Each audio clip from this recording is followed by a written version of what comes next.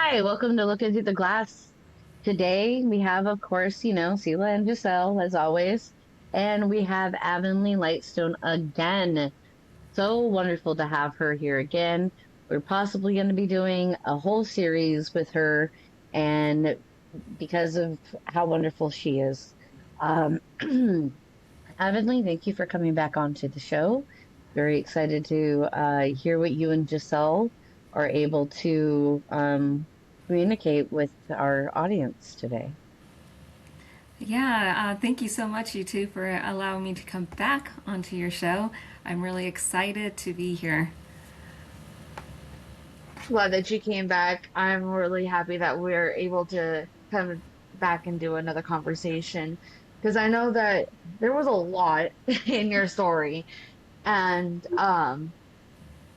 I will say that the one thing that we very much had in similar was the toxicity of a mother figure, especially while growing up.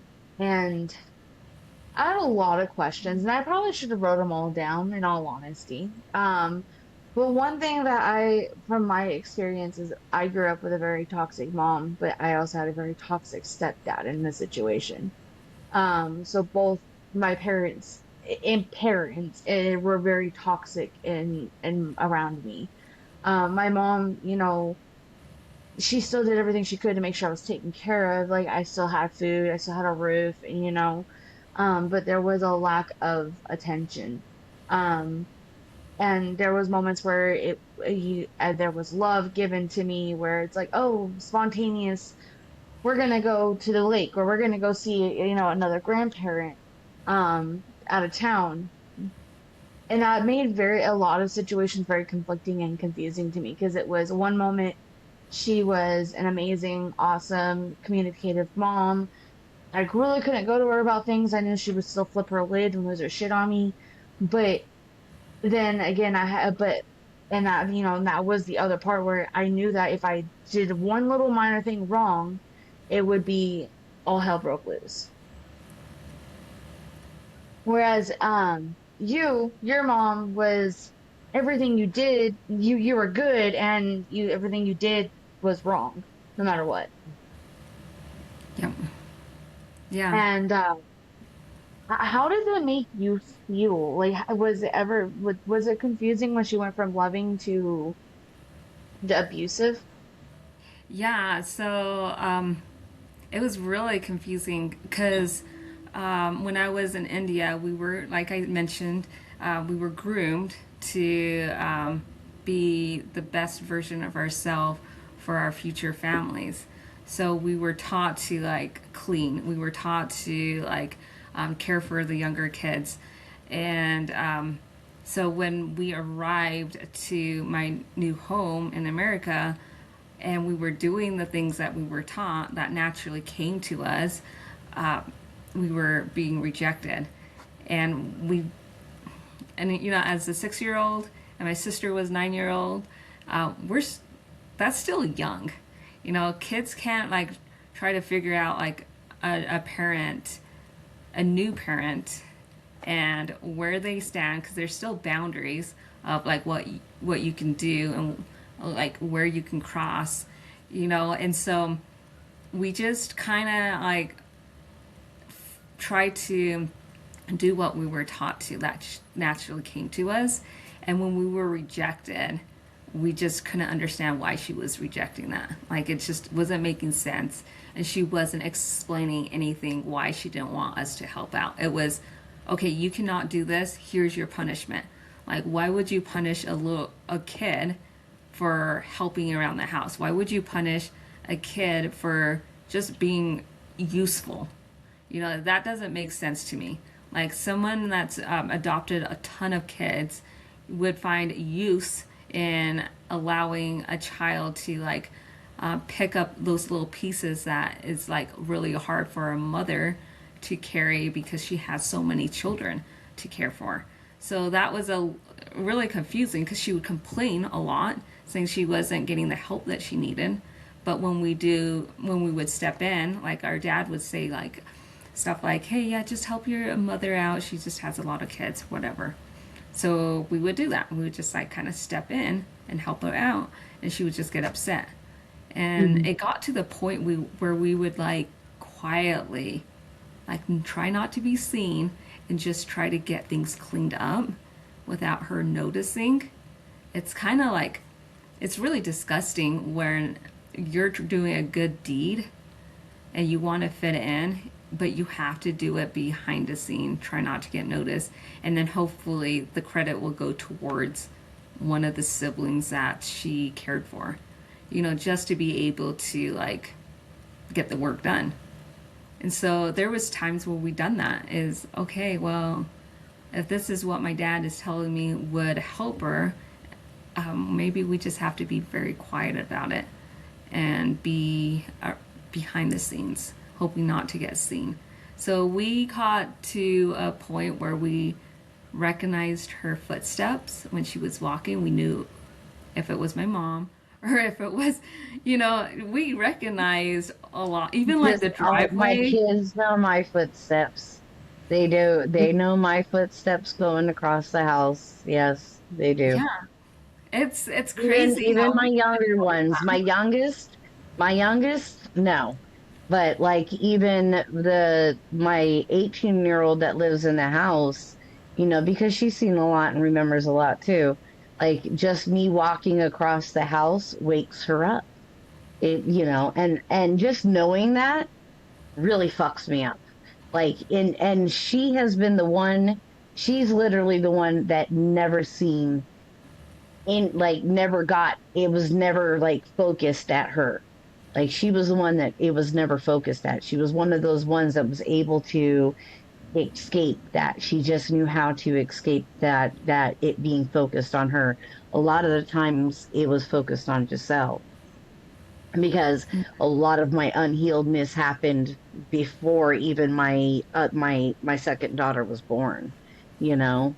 But but sorry, I didn't mean to interrupt. I I know. just thought that was just like, yeah, no, even my kids, like my youngest son, I can walk in his room and scream his name before he even budges.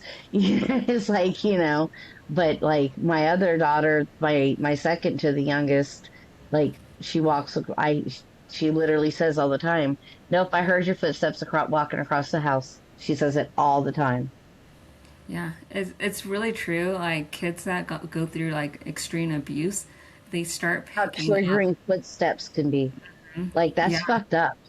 That's a yeah, as a parent who has done it, I mean, as being a parent who has done that, to know that just and realizing, and I'm not trying to defend myself in any way, shape, or form. I don't believe in synchronicities, but like being a parent or a person that also experienced that as well. I knew my mom's footsteps walking across the floor. yeah. It's crazy what a child can develop for a sense of security and safety. Yeah. That they will pick up senses that a lot of people take for granted.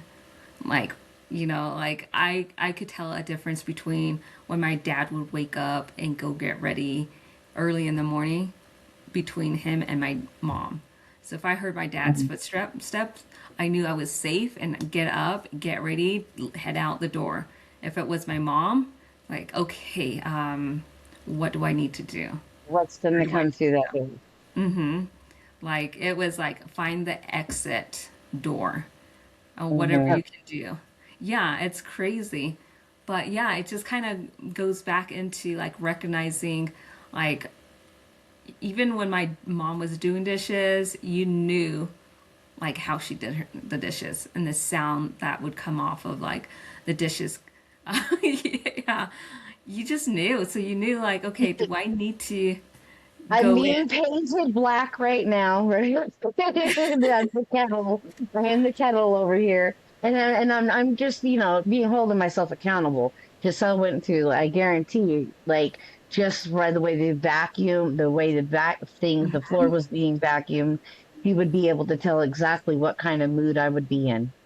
Yeah. It got to the point where she could just wake up and I would know what kind of mood she was gonna be in because I we didn't have a lot of privacy when growing up. We lived in a very much like in the same Very room, small. Hmm. so very small living spaces. So I always it was always I knew how she was waking. When she woke up, I knew what kind of mood she was in, and because it was either she woke up to me laughing at her because she slept top, and I couldn't help myself.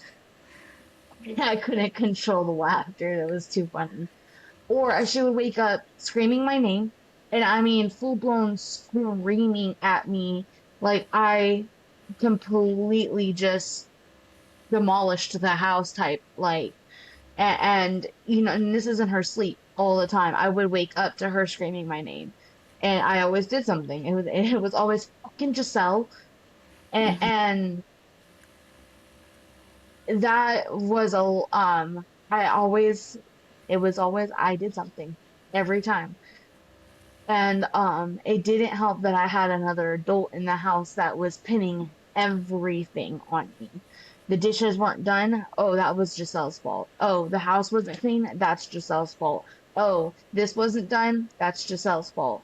Or Giselle did this. Giselle did that. This was missing because of Giselle. And that turned into Or a this every didn't get day. done because I had to handle Giselle. That's how it would be put. Is oh this didn't get done, and if it did get done, Giselle did it. He would take credit for it. Mm-hmm. But Giselle would be the one that had to do it. But or if it didn't get done, it was because Giselle said something and it just pissed him off for the rest of the day. So Giselle had no safe spot in home. No, No, nobody's I safe in home. I had nowhere to go. Our family very much, a lot of them had nothing to do with us, and so there was no safe place to go. Didn't have anybody to tell about it, or they thought I was just a bad kid too, and that turned into, well, I'm just a bad kid, so, well, I might as well just be a bad kid.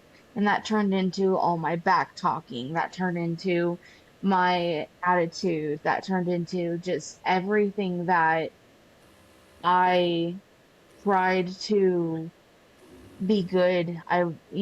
Taught to be a good kid. It just went out the door. It was why bother? This is the way my life is now, especially after I went through traumatic experiences at a very, very young age. I literally went through a traumatic experience that I didn't understand or recognize, and then the second I got home, I got whipped with a belt because I didn't respond to the calling of my name. I didn't right away like I was supposed to, and then so it just was a lot of build up of trauma back to back in the same day, even, within hours. And in, I can't, I still have a hard time putting it into words and trying to decipher it, because I'm still dealing with it.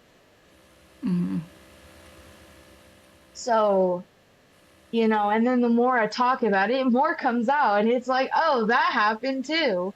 You know, I mean, I had it.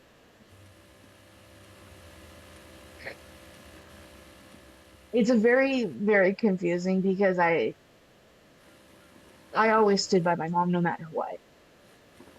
I always was like, even though, oh, sorry. Don't apologize. Don't Yeah, this is apologize. This is your experience, and you have every right to feel all of this yourself. Every right.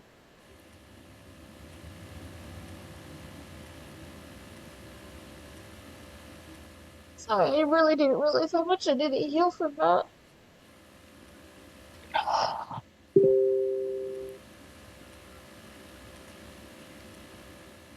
so We never Giselle. know You where it kind of takes us, right? it's really hard, Giselle. Like I totally get it.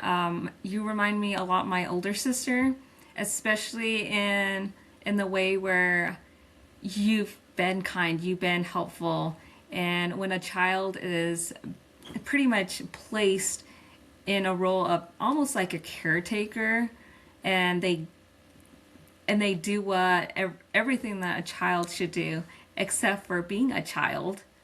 You know, like you're taking a part of them, like their childhood, away, and they have to grow up really fast. But in many ways, like for instance, my mom would never acknowledge my sister. She would never acknowledge like the hard work she did, or always placing blame on her, like you're the problem, yelling at her. And if she did anything right, she would pretty much like whip her, like what you would say. So it just got to the point where she decided, well, if all my good thing goes away, like maybe back talking and calling her names, you know, maybe get to the point where it's like, hey, there, you put too much load on me. Like, give me space, give me some peace. But my mom would never give that to her. So she ends up retaliating and pushing that negative back onto her. And it was a way for her to cope. Not necessarily that she wanted to disrespect my mom. It was, hey, enough is enough. I'm still a child, and you still should acknowledge the goodness in me and the things that I do. Not always calling out the good as the bad and bad as bad, because everything in her eyes was bad. And so, if everything in her eyes was bad, then everything in my sister's eyes, in our eyes, always been viewed as I'm the bad child. I why do I even exist when I can't even be acknowledged, you know, for being here? And you start thinking like, what's the point of existence? What's the point of me dealing with this? Why did I get, like, for me it was like, why did I even get adopted into this family? Why did my mom, which really irritates me, when she saw me in the ad saying, hey, you know, this is the girl I want to come into our family. I want to give her the love. You know, she's gone through so much. I want to give her and her sisters love. And it was the complete opposite. So then I think about that time, and it's like, well, you kind of robbed me of a better life. You know, I probably could have been with a family who really could provide that love that I actually needed, but instead I ended up going into your hand. And you pretty much, you know, like narcissists, they do a really good job being clever and making people feel like, hey, they are a good person. And you know, one thing about narcissists, they are actually pretty darn clever. They're smart in many ways. They can articulate ways in that structured really well for society to look at them and say like, oh, this person's amazing, they've done a lot. My mom was a lot like that. And you know, in some ways I applaud narcissist behavior if they could use that for the good. You know how much good this world could use if they use that for the better, like not using it Not for to their like make, selfishness, but then they yeah. wouldn't be narcissist. You know, Yeah. So yeah, so Giselle, like I totally, like when you were explaining like what you were going through, what you were feeling, what your feelings were, and why you retaliated the way you did, it makes sense because most kids would do that way, be that way if they are if they're naturally a good person and they have a really good heart and they want to give. There's going to be a point where they get broken so bad that they don't even have like a space to scream. They don't even have a space for themselves. So then they just feel like, oh, well, maybe just talking back or is somewhat like rebellious stage when it's not it rebellious. wasn't rebellious at all. It was literally her just trying to get somebody or something to fucking listen to her. That's what it was. Yeah. And it really is like a child will end up having certain types of pattern that's not natural for them, and they end up doing things like you said to hopefully somebody could see them, hopefully somebody can recognize, hey, they're in pain, they're hurting. Can somebody reach out to them and just hug them or let them even know, hey, you're being seen. I totally get where you're coming from. Hang in there. What can I do to help you out? And when they're kind of in their own world, they just don't feel like they have like any sort of navigation, and they need some sort of stretch, some sort of support, Yeah. and being able to provide that. And when you're in a house where it's like that and you feel like the weight is on you, like there's not a way to like release that weight. And um and you just kind of feel like you're suffocating all the time, drowning all the time, and you're barely able to breathe. And at times it's hard for you to want to like beat yourself, because to me, as I continued to like try to please my mom, it wasn't going nowhere. And so it just got to the point where I started like not kind of like, I guess, like showing myself. I was kind of vulnerable to even like show myself in a way to be seen, because I didn't want this little girl to keep getting attacked. So in some ways, like I just kind of like backed up and turtled up and kept any like emotions in within myself. So like my sister was completely opposite. She just yelled. I couldn't do that, like, because I didn't have the voice.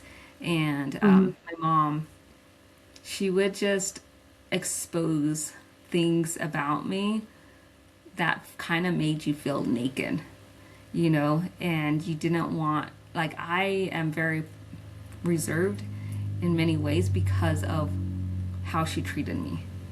And so when you feel naked, you want to cover up in some ways, because you want to find that comfort. And where she just keeps throwing you out, humiliating you, it just makes you feel like you're less than. Like, you start comparing yourself.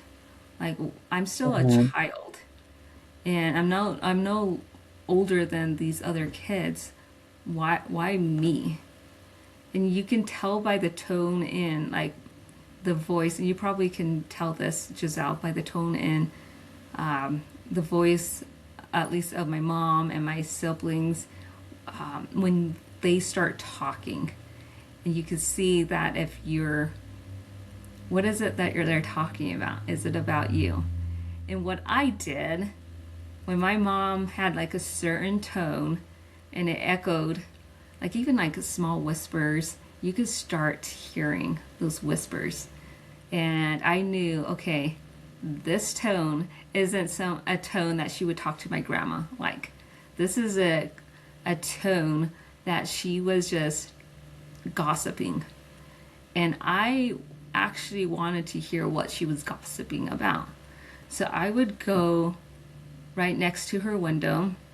She would have her window propped open, and my sister and her, my few of my sisters and my mom would be chatting it up, and they would just talk about like the bad things that I was doing.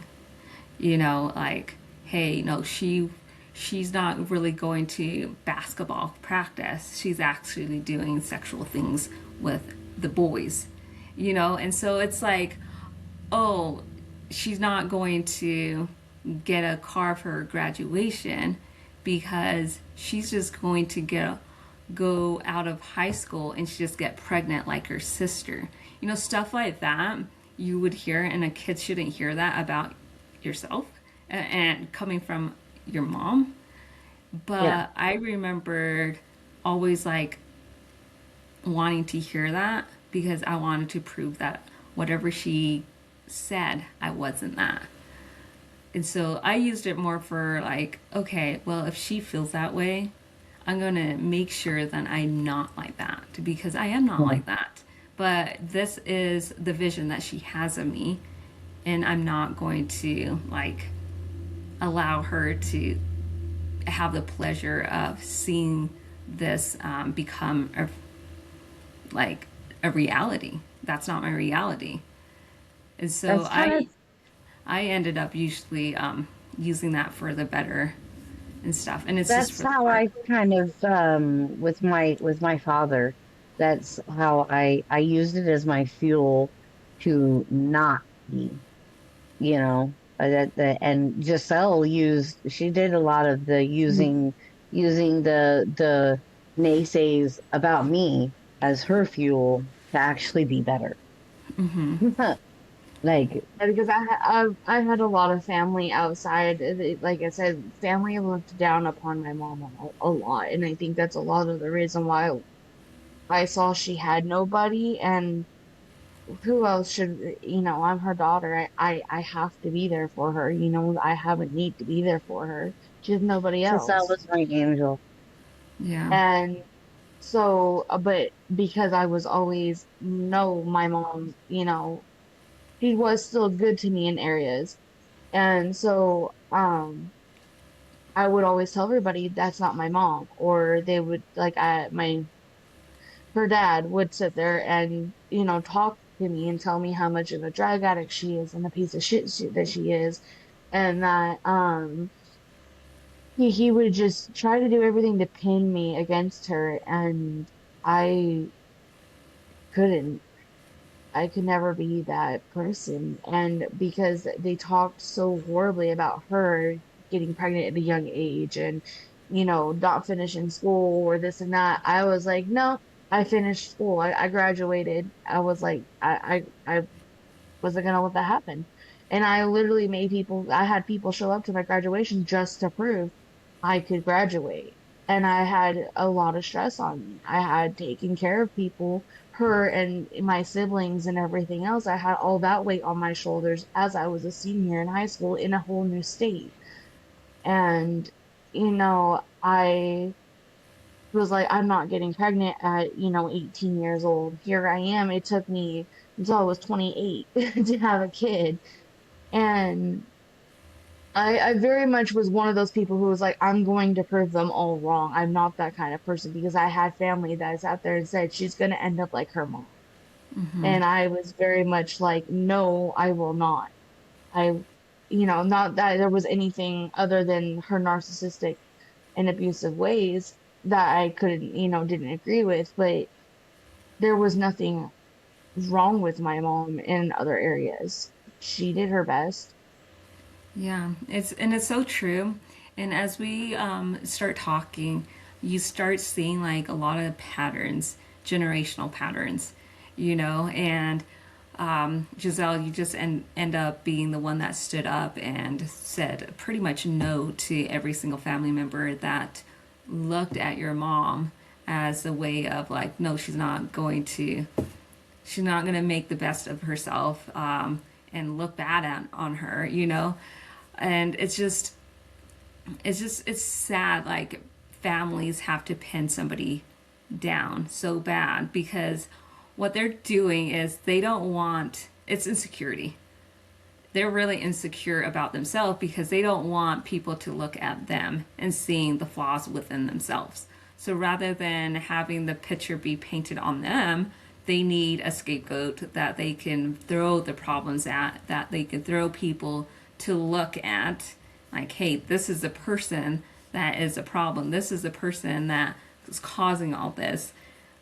And if they can just show other people who is the problem, then you got all the eyes on this person rather than the person that actually really needs to do more of the self reflection, right?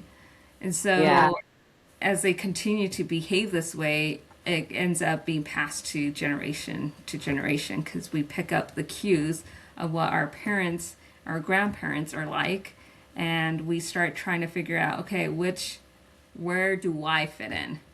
And you try to find a place where you want to fit in. And as a child, you already know which family members your uncle or your aunt is not loved, or if they're not loved by your parents, then you probably shouldn't entertain with them, right? It's already kind of like ingrained in you, like psychological, by their manipulative just Family tactics. members. Yeah, the tactics. Well, it was really funny. So it literally went from with my father, anyhow. It went from my mother, and like my dad would always talk bad about my mom to me and tell me that I didn't want to be like her and that, how horrible she was, this, that. And then and I did the same thing for my mom. I was like, well, tell me what she's done that's so horrible, and well, da, da, da. Well, if you can't give me you're sitting here telling me to not love my mother, give me a reason. And if you're not going to be able to give me a reason, then I don't want to hear any more of your crap, is basically where I was. Then it didn't work with me against my mom. He turned it with Giselle on me. So it was literally a reflection of his insecurities because of how he did my mom wrong in their relationship.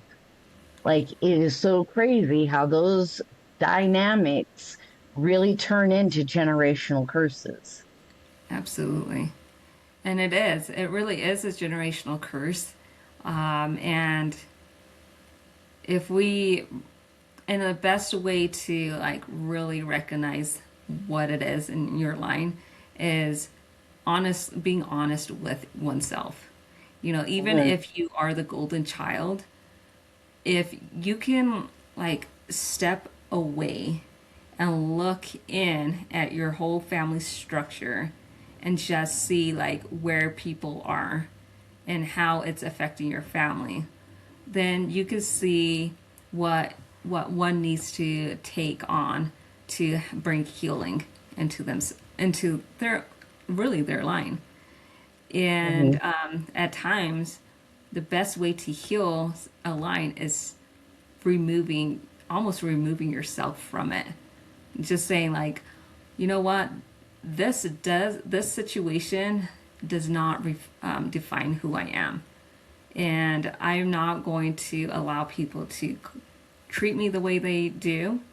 And it's okay to call out the garbage. Like if people are doing things that are sinful and things that should be called out, like, hey, my brother is raping my sister and my siblings and my mom is protecting this individual, and one person is calling them out, I rather call that out than allowing the behavior to continue. Because what's going to happen is they're going to have problems. Sometimes a child that gets raped ends up raping another Being the person. rapist. Yes. Yes. And how Because do we it, stop it? We have to call that out. We have to put an yeah, end to it. If they go to we got to jail, recognize it and get those in therapy that need it to keep that from happening as best as we possibly can and call out the ones that are doing it and not protect them. That's for sure. yeah. Just because So, it's a family member doesn't mean shit.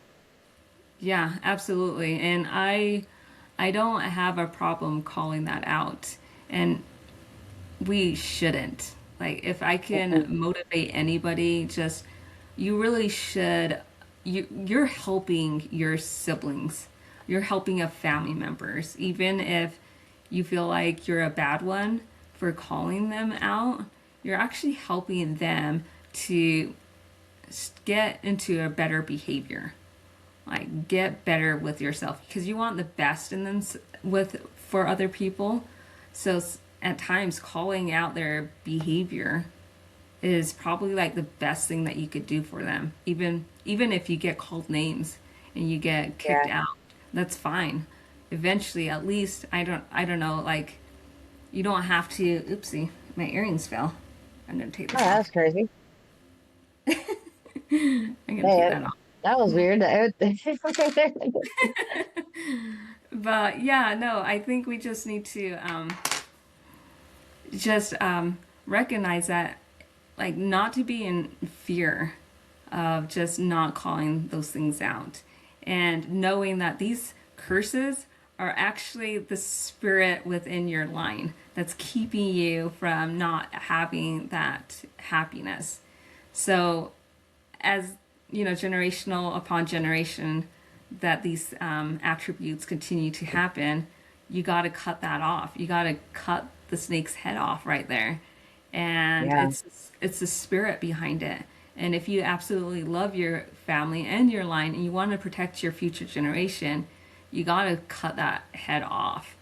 You got to Yeah. go to the source. And not a lot of people have the strength to do that because they don't like to be looked upon as, hey, you're the one that's causing the pain and the problem.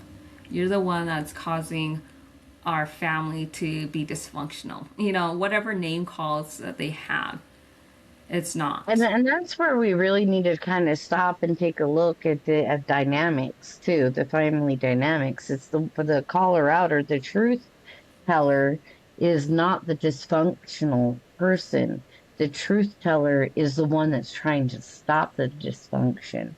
And we have been for a long time, for generations, we have been calling the truth teller as the troublemaker or as the person that's the dysfunctional one when they're literally just making people accountable for their own actions and saying enough is enough. Yep. Yeah, absolutely. Out of curiosity, at what point did you decide or realize that you needed to heal from your traumas, from your childhood traumas? Oh, so say that again. At what point did you like realize that you needed to start your healing journey through your childhood traumas? Like with me, I like somewhat healed through it as growing up, but a lot of it I'm still I'm still healing from. Yeah. You know, that's actually a really good question, and it kind of differs for like different people at different points in their life.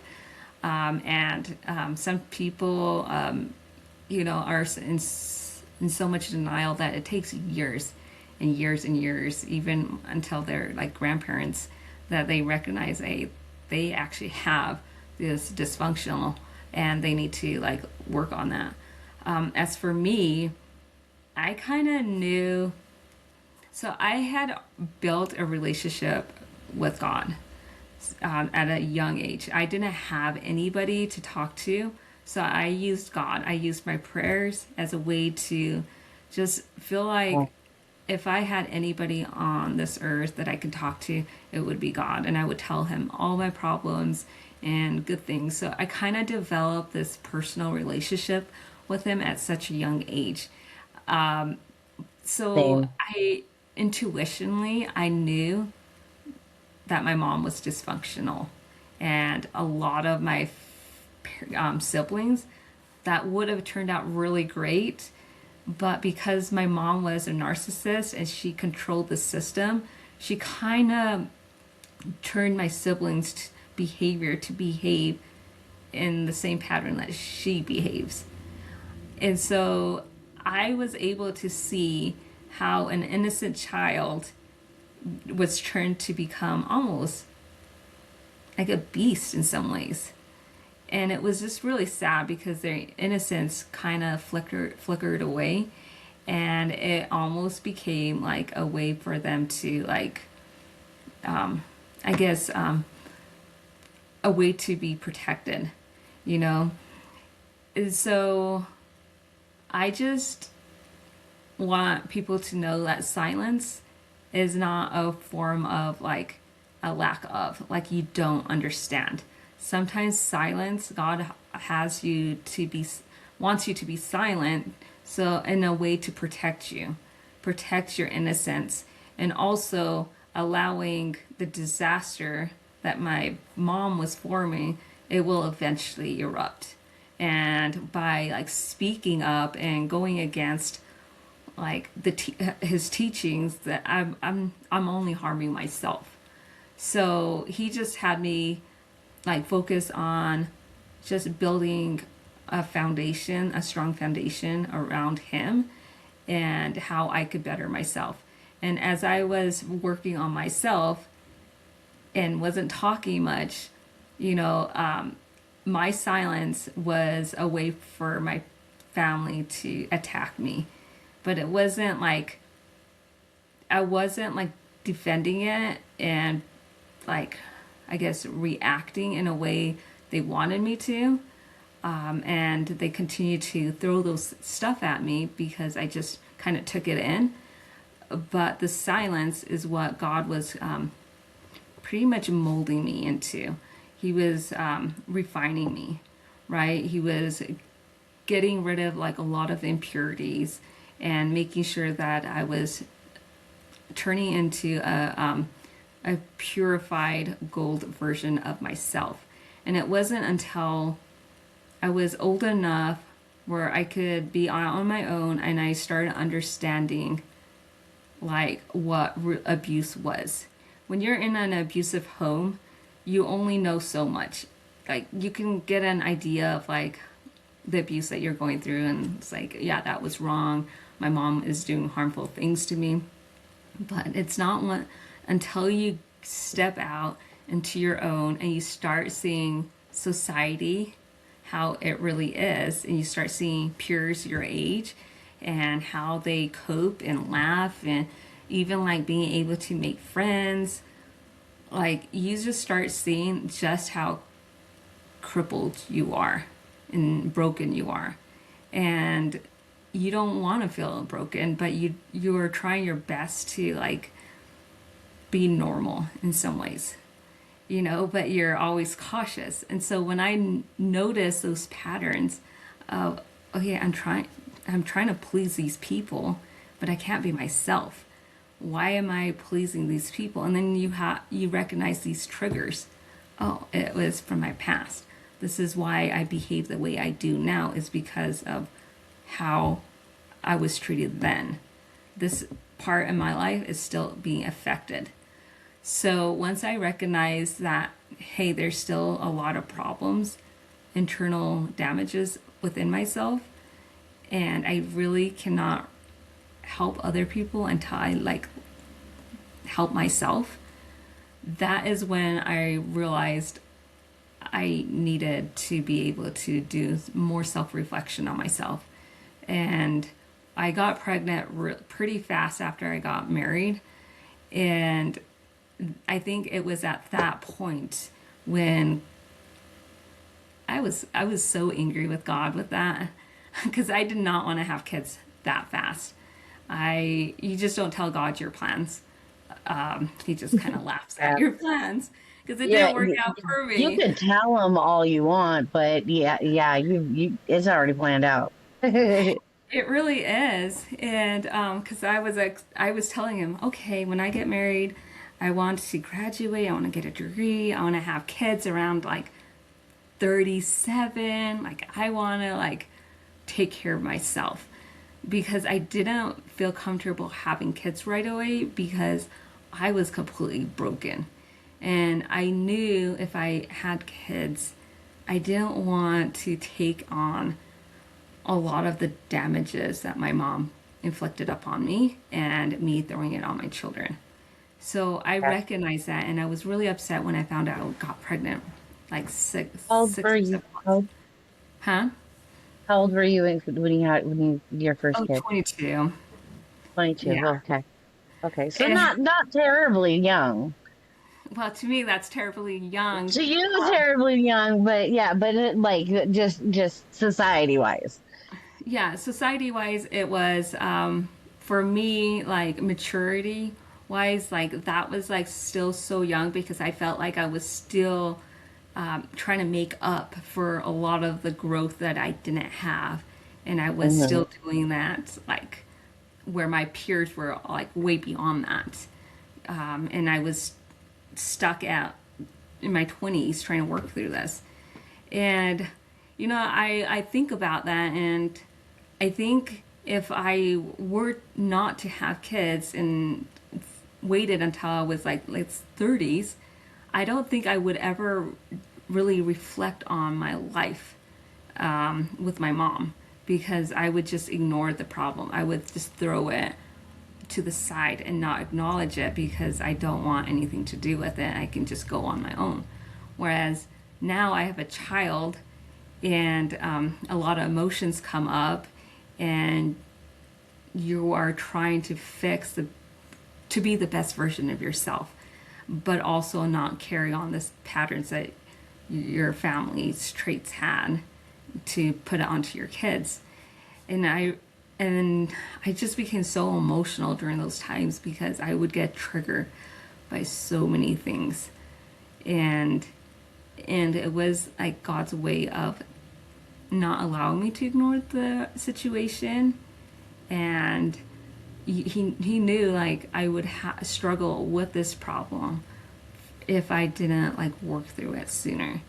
And if I really wanted to help somebody out, and in my case it was my children, because they're like arm's length from me, that's the closest to me, and I would want to build them the best that I possibly could.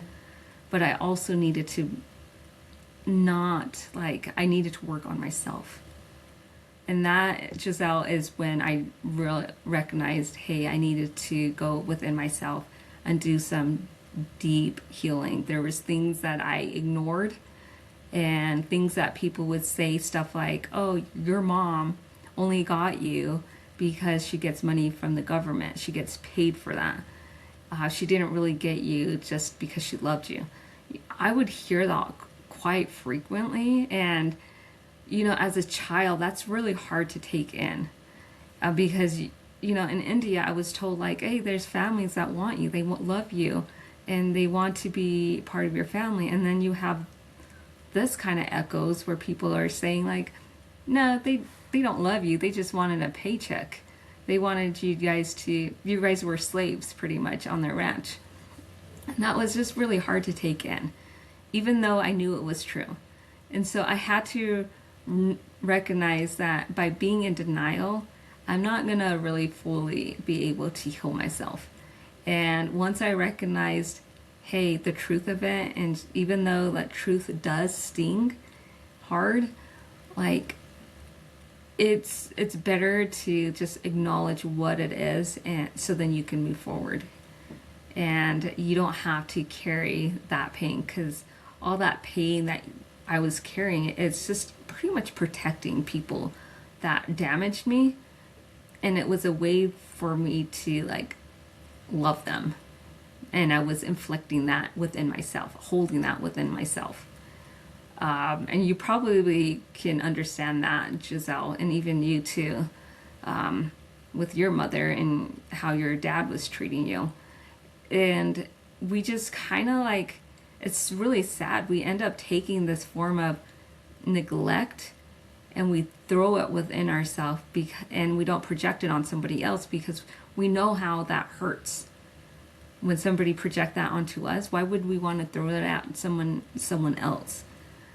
And so once I was not in denial, and I just faced it how it was, wrote down my problems, how it was, and saw it for what it was, then the true healing really does start coming through. You gotta like peel out the layers of the onions, the stinky onions that you allow to like throw into you and stink you up. And I say this because when we throw garbage into ourselves, we hold so much energy that people put on us, and we end up having getting diseases. You can get cancer from this, you can get tumors from this, you can get all sorts of like damages from from what people project on you. And it's not okay. And if you want to like completely be in good health, and you're having that hard time of like, maybe you have prone acne problems, right? Maybe there's something that's going on in your life where your body is stressing out and it's reacting negatively, and it's not that you need to take prescription to heal those. It's probably the inner damages that you're allowing to take on that you shouldn't take on. And Learning the things that you shouldn't have taken on, and releasing those things. That's kind of where I'm at right now, literally in my journey, is the realizing how much I've taken on myself, and I'm seeing also how much Giselle has taken on herself because I'm seeing what I've done. So I'm like looking at her and I'm like, wow. And I'm seeing how much I projected onto her. Like I'm seeing how much I projected onto her and I'm just like, wow. Well, the Like, reason why I wow. asked that question was because I've done a lot of healing prior to becoming a mom. I have because as you said, our bodies holding on to the traumas and everything, and that our bodies hold it. I think that I held on to so much trauma that I couldn't get pregnant. As much as I wanted to be a mom and everything, I very much am seeing that. And as I finally started opening that door to healing and was able to start having authentic conversations with my mom and start allowing myself to heal from those traumas, I got pregnant. And through my pregnancy, I had spent a lot of time trying to get the because the emotions are so different as while being pregnant, in my opinion. And so I was Yeah. always going through it and realizing, how unhealed I was in so many areas. Is I would get angry for the smallest of things. I would get super stressed out super fast and super easily and over the smallest of things. And now that I'm postpartum, I I think I'm an inadequate mom because I am handing my baby over to my husband to take care of. And I sit there and then I'm sitting there thinking he's talking mad shit about me because I don't have the baby and he has the baby. I feel like I'm the problem. And he's not saying anything, but I hear him talking to the baby and I think that's him talking about me. Hmm. And that's my traumas coming in, and because I always had somebody snickering and talking about me throughout my entire life. And then sat there and felt like I wasn't being an adequate wife, and and because I'm exhausted, I'm tired all the time, and I don't have the energy, so I don't feel like cooking, I don't feel like cleaning the house. And, so I started putting all these things on me, going, I'm not good enough. I'm not enough. And, going through the postpartum emotions of it, I do want to talk about it, but it scares me because I feel like I'm going crazy. And I feel like because I have so much trauma that I'm still uncovering. And of course, I don't want to project that onto my daughter. I want my daughter to know that she is enough, that she is beautiful, that she is, we're not everybody's perfect, but close enough to perfect. God's Hmm. eyes were perfect, and in your eyes, he's perfect. Yeah, Giselle, I actually know exactly where you're coming from because when I was postpartum, I went through a lot of similar things that you did. A lot of stuff of, this, because, you just start talking bad about yourself, thinking when anyone's snickering or talking, you think that they're talking bad about you, Yes. because you've always felt that way. And we just got to give the benefit of the doubt at this time and recognize you are going through healing. And I'm just going to give you an example how our body is purging those toxins out. And it's the thoughts in our mind that think that way. Those are like the spirits that shouldn't that we allowed in our life because we heard what people had said about us, and we we allowed it to stay and be ingrained into our soul.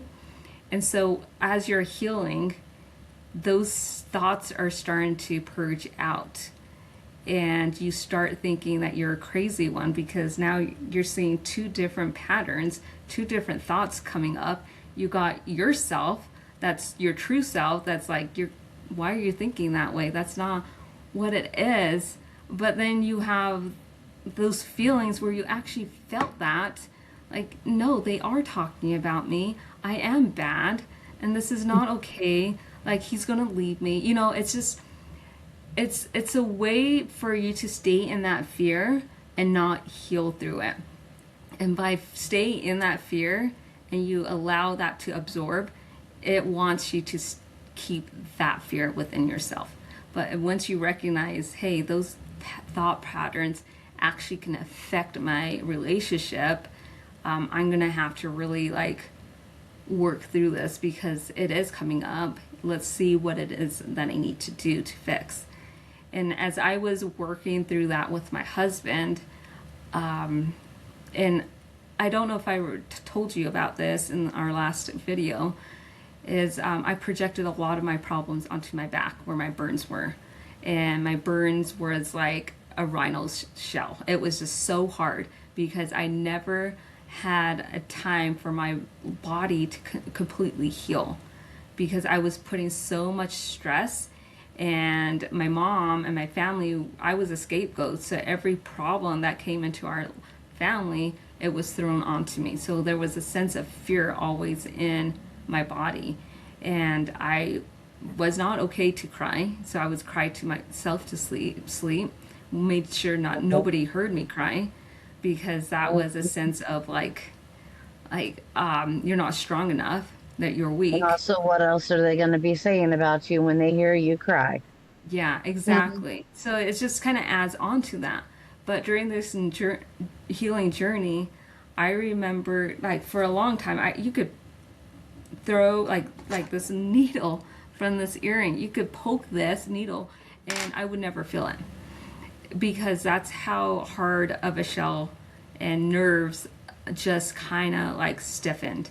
And I didn't give it the proper healing because I wasn't even saying good things about myself in many ways. You know, I would just allow, okay, well, this is what they think of me.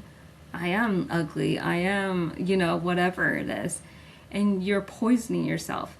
And once I decided to do some self reflection and say things like, you are deserving, you are loved, you are really kind, and you are helpful. And you start writing this list down of the good attributes that you have. Write it down, Giselle.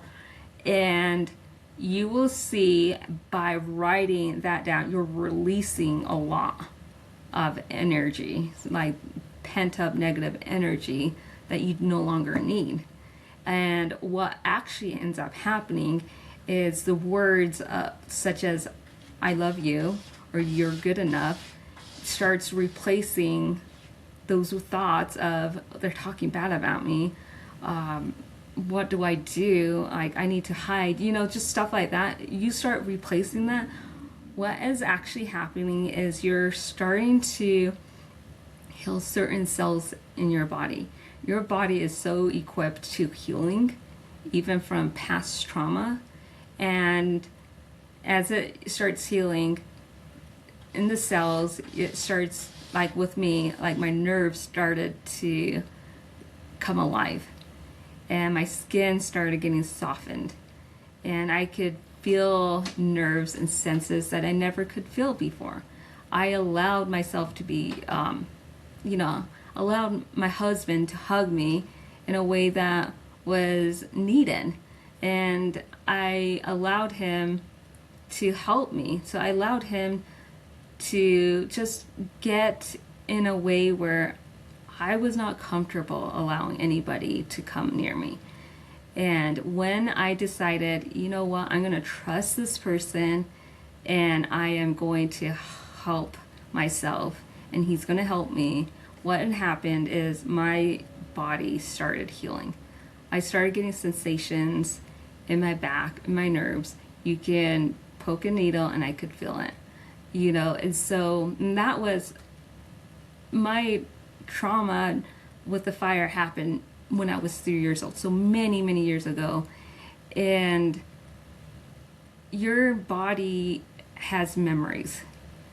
And when you go to those memories and you allowed that little child to get the love that it needed at that time, and as an adult, You're the one that really needs to go back inward because you know exactly how you need to be, how that child needs to be nurtured. So when you allow yourself, I know it's hard because we want somebody to care for us and love us, but we get to that point where, as an adult, we know exactly how we need that help. And it is us that's going to fully be able to transform ourselves when we go within ourselves. And by staying in denial is only going to hurt us and haunt us in the future. It's not going to help us to develop better faster. It's not going to help us improve faster because we're continuing to deny ourselves. And when you're denying yourself, saying you're not worthy of it, what you're doing is you're putting yourself in the garage, in like a bookshelf or in a box put away further from your reach, and you're saying this person does not deserve to come out. But if you're sick of it and you're crying and you're done with it and you just want help, you reach back into that garage, get that box out, and open up. See the nasties, everything that has happened to you. It's hard, it's sad, and it's overwhelming at times. But it's the overwhelming power that's in us that recognizes that child really needs to be cared for, that child really needs to be loved. And you gotta be the one that reaches in that box and says, I got you. And as you're reaching in, God's reaching for you. So it's not like God's neglecting you. He's waiting for you to take that first leap because he's always been there. And when we take that first leap, we start feeling so much emotions. And I never cry a lot of the time, but I've been so sensitive since I've went through this healing journey, and I stop randomly. And it's just so sad to think like, wait, I've been in a place where I was so hard on myself that I would not allow myself to cry, even have emotions. Like that's like emotions are really good. This is how we connect with one another. This is how we feel for one another. And if we don't feel for one another, and because we close ourselves off, we're not really able to heal ourselves. So when Giselle, when you say like you feel like an awful person because I can't take care of my kids, well, really, you're needing a break. And a child takes so much energy. And you're, as a mom, you don't take the whole responsibility as that child's parent. You have the father there, and the father can take that child during the time when you just need a break and you need some rest. You need some time to do like self-reflection, and take that time. Take that time to care for yourself, because when you take care of yourself, Giselle, you're going to be able to handle your child better, and you'll be able to help your husband better, and you'll be able to help your whole family, your household better. And it's okay to acknowledge that you've been hurt, and those triggers comes to you. It's okay, and that's fine to feel. Just don't put it on yourself and say, they're talking bad about me. Start seeing it in a different lens, and maybe write things down. Why you're feeling this way, write it down. How it's coming. Like, these things are coming to me. I'm going to write these down, and then read it out loud with your husband, and then burn it up. Say, I'm going to get better. Here, this is what I want to do. Maybe also have another piece of paper where you write down goals that you want to become or to be. Write those down and then share them with your husband. It could be like a goal that you both can do for yourself, because it's only going to help you. It's only going to benefit you and your family and your household. And when you feel the way you do, it's almost like an invitation that God's giving you. Like, you still have these pain that's hurting you. Let's work through them. And just see as an invitation that you're going to take and work through that. I really love the way you put that, and I really appreciate the advice on what to do and how to help me through it. Because I've tried several different things, and I know that, writing down affirmations, and I used to put them around mirrors, and that way I would look in the mirror, and that's what I would see as affirmations, and, read them off every morning. And that did a lot of good for my mental health, and I was younger when I did that. So I know I can get through it, and I know that it's just I just call them emotions with the oceans. Um, but I'm I really appreciate it. Yeah, so one of the things that I want to, I think would be an awesome, like, it's going to be hard, but I think it would also be helpful. Is this is something I've done with my husband because he has insecurity problems, and so I've told him like, hey, what do you think of me? And he'll say all these good things about me. Okay, that's really nice. Now I want you to look in the mirror, and I'll tell you what I think of you, and I'll tell him what I think of him. Then I tell him to go to the bathroom and say the things that I told him.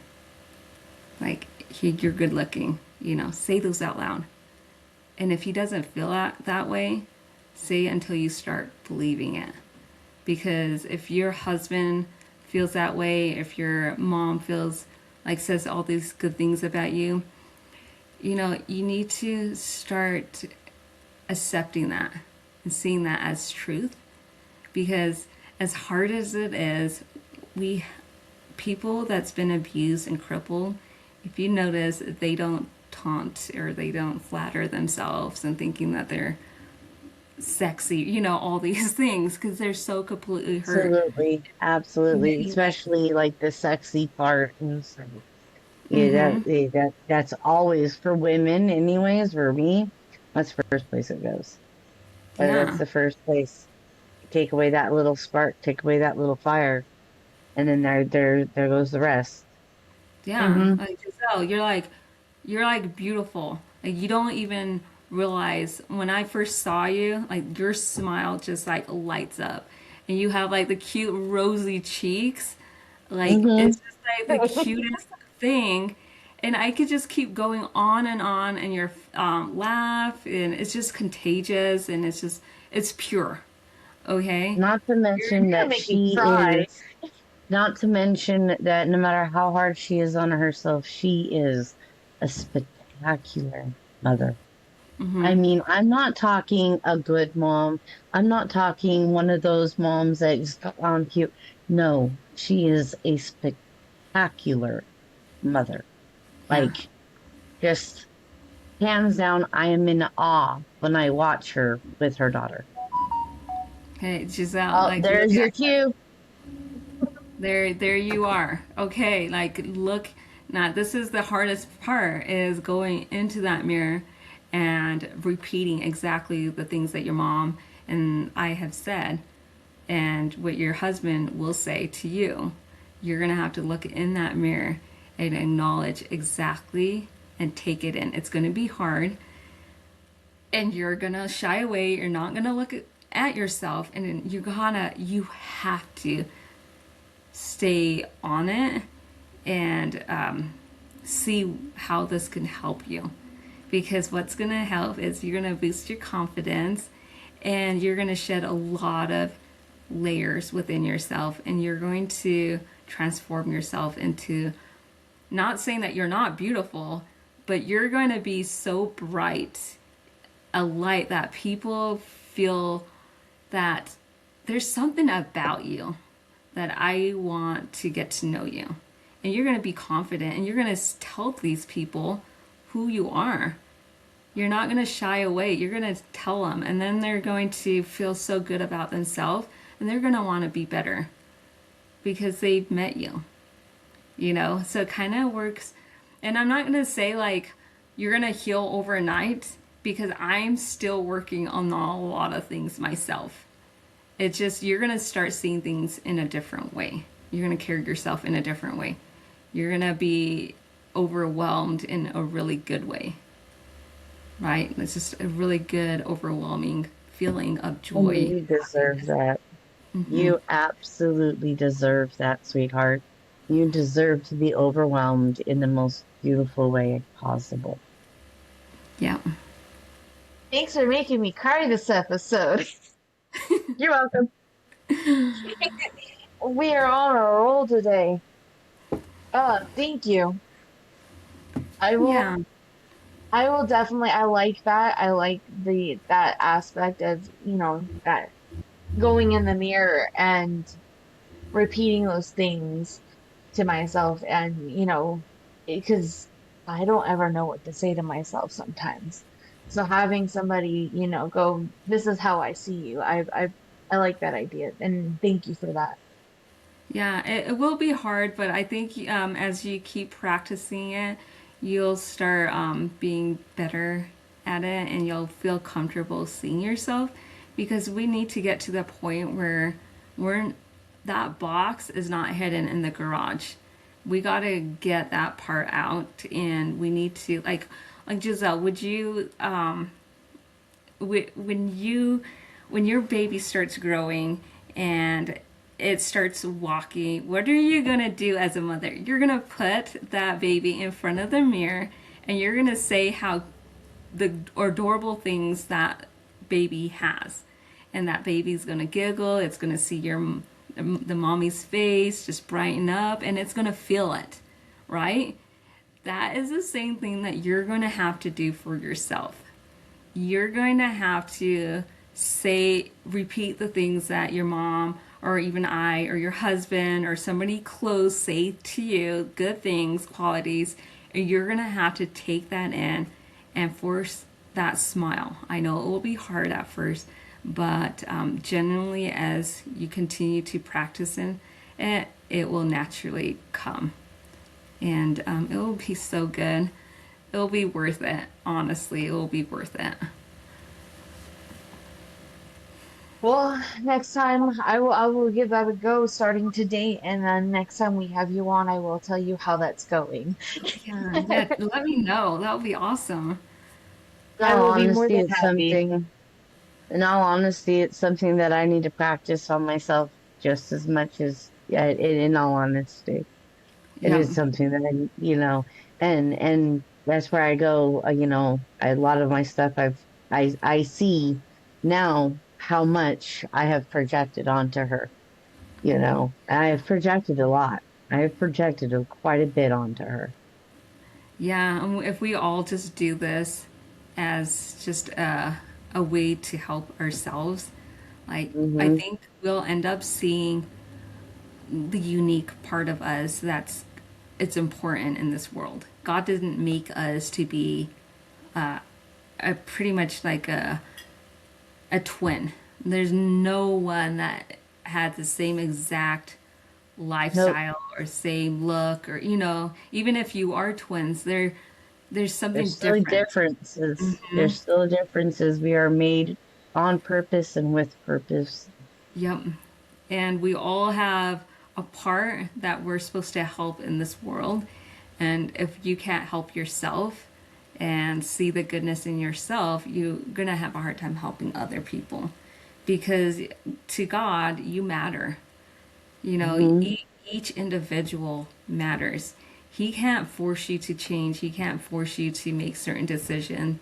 He can help you and he can love you, but in the end, you need to recognize you're worth it too. And once you see that you're worth it, then he's gonna step in because you're inviting him, and he's going to help dig a lot of the past and refine you, kill off the impurities, and make you into a fine gem. But you got to recognize those impurities that are coming up that says bad things like this or this. Those are actually Was that spirits that's causing you to stay stuck. Yeah, those aren't that's not you, honey. Those are somebody else's voices. Those are my projections that I did onto you when you were younger. Those are others. Those aren't you. And Yeah. that's definitely not God. Yeah, but also with you, mom, that's not also you were projected too. You know, this Yeah, I becomes a was. generational thing. And so we We're all kind of going through it together. So it's kind of, I mean, it hurts, but at the same time, it's a gift. I'm seeing it as a gift from God. Like we're both kind of going through this together. yeah.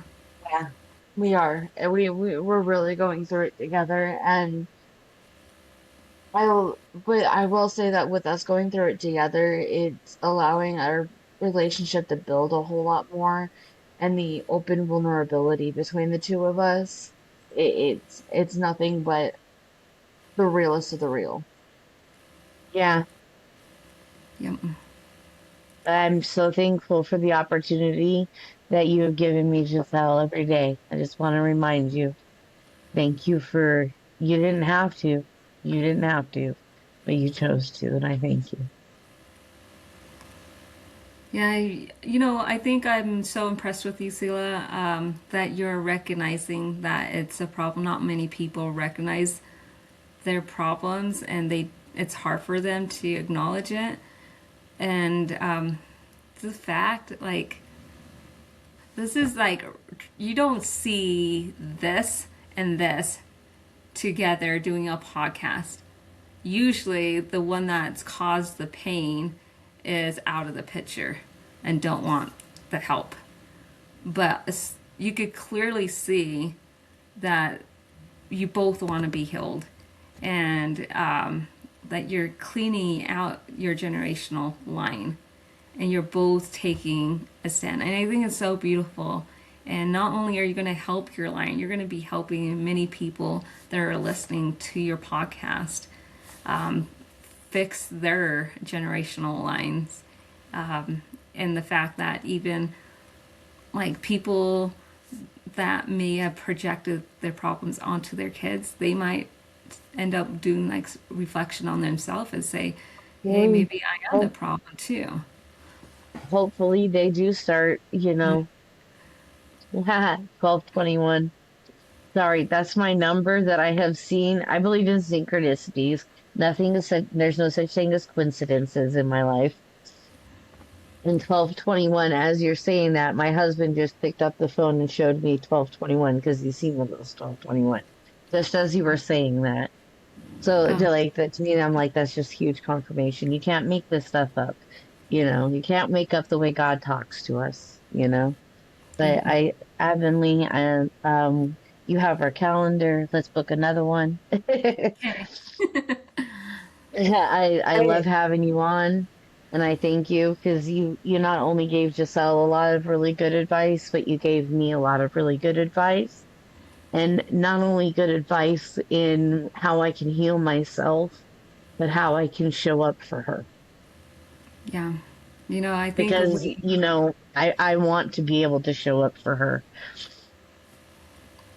yeah, no, and that's so amazing. I applaud you for that because that takes so much willpower within someone to do that, to stand up and to be there for someone. That's a lot because when you're being there for somebody, you're being there for yourself too. Yeah, yeah, Yeah. absolutely, absolutely. We you we're are we're such a like almost beautiful person. you are. Thank you. You are so And you're beautiful. so easy. You literally make being a podcaster so easy. Oh, thank you guys. No, I Like mean I We that's said, my purpose is to, because long time I didn't think I was pretty because I was told I was not pretty, and you're so beautiful. you get But like yeah, but you things get thrown hear at. it so much. I'm going through the same thing. She's going through the same thing. Like, I'll sit here and we'll be talking and I'll negative talk myself and I'll negative talk to myself and I'll negative talk myself. But I've learned that negative talk isn't me. and it Hmm. isn't God. It is not me. It is from an outside source, not my inside source. Yeah. And I think if we like, I think the best way that I've learned really to heal is knowing that God created you. You know, He created your organs to function the way it does. He created your brain. He created hair growth. You know, just like that's amazing. I can't even like Well, she could have do a skipped on the mustache for me. I can't even do a stick figure, draw a stick figure. Like that's just Yeah, amazing. Just like how God creates one person, and He's created every single person uniquely different, and they matter.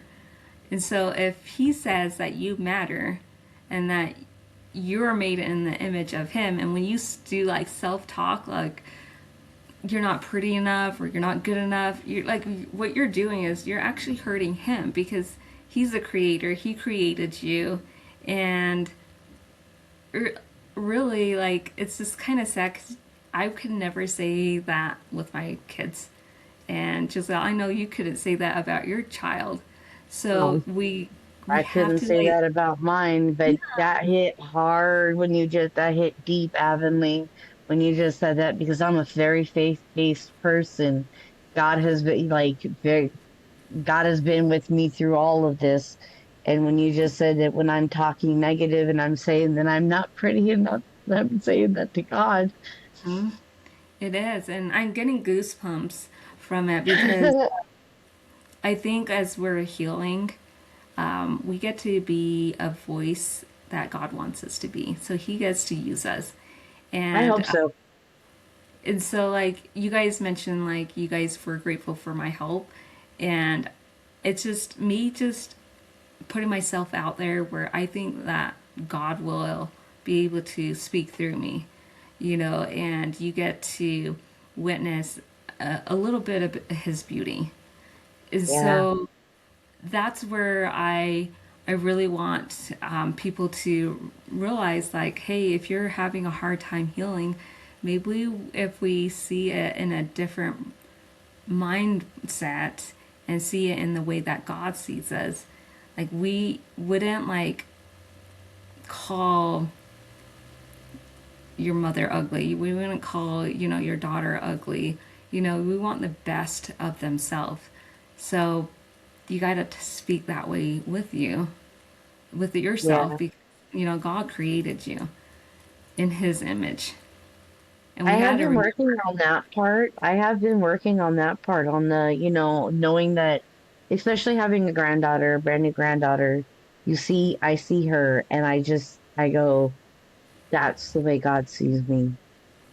That Yeah. that perfect creation, the innocence, the all of it. And I just go, and that's something that I have been working on is how it training myself and teaching myself the image that God sees me in, you Yeah. know, and then I now, but when you said that, that hit really deep. That really hit really, really deep.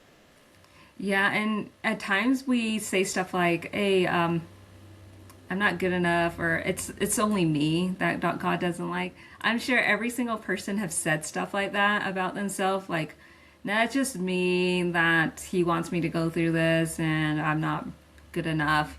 You know, that is the spirit that is wanting you to not put your full trust in God, because when Mhm. you feel that way, like that spirit wants you to, it doesn't want you to leave. It's not you speaking, because that's not the way God would speak to you. So when you Yeah. start thinking that way, that's a spirit that you need to rebuke out of your life and recognize it and say, oh, that's not me. That let's rebuke it. Let's Mhm. he doesn't need to be inside me or my thoughts. Absolutely. Hmm. Well, This Sal, did you have anything episode, else to add? this episode was amazing, and I appreciate you and I all that you've said, and I felt seen. I very much felt seen, and I just can't, I have no other words. My words don't want to come out at this point. Um, but thank you, Avonlea. I really do appreciate it. Yeah, you're welcome. You're welcome. I'm so happy to come on here, guys. You guys are just so wonderful, like good souls. We're not perfect, but we're trying. And the message that I have for the listeners is that you guys matter too. And even if you don't feel like you're seen, there are people like us that are doing podcasts that are sending messages that you are seen, you are being prayed for, you are being loved. Just trust that there are people out of your reach that you don't even know that are praying for you, that are hoping the best for you and your healing journey, and just believe in yourself. Even if you can do like the suggestions that I told Giselle about looking into the mirror and saying the good things that other people say about you and start believing in yourself, you will start to see a transformation within yourself. Well, I will definitely be doing that.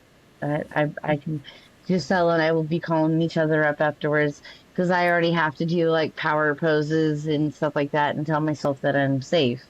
I have to constantly tell myself I am safe, you know.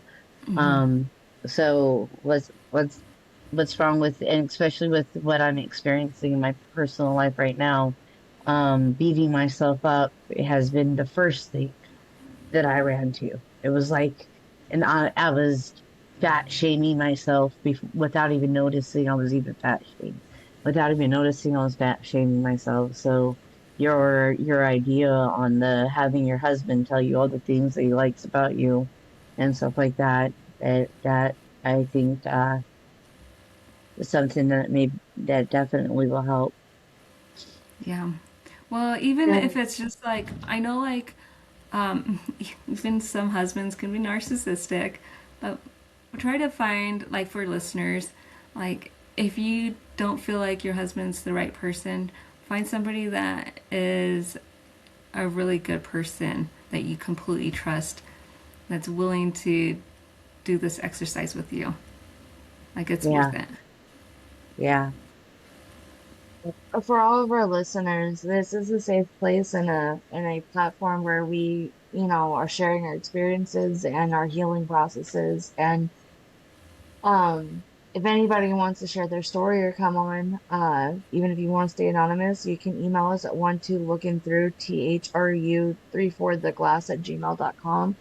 You can find us on Facebook, TikTok, and soon other platforms. Um, Once again, Adeline, thank you again.